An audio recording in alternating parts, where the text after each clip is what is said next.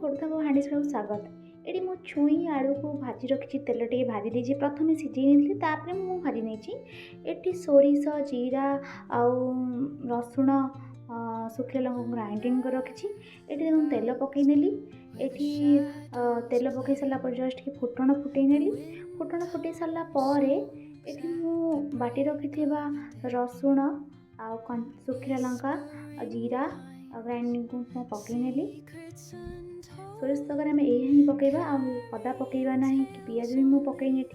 आपन थोड़ा एमती ट्राए कर देखूँ केते बढ़िया लगे ये देखो मसला कषि आसला टमाटो पकईनेली ये हल्दी लुण पकईदेली ये पकईदेली सिझा रख भाजिक रखा छुई को आलू पकईनेली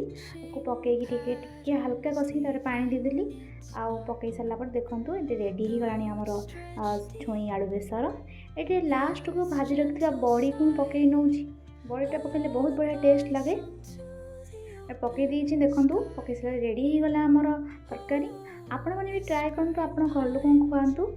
आपन को मो वीडियो केमती लगे जदि आपको भल लगे तो आप सब्सक्राइब करूँ। धन्यवाद। जय जय।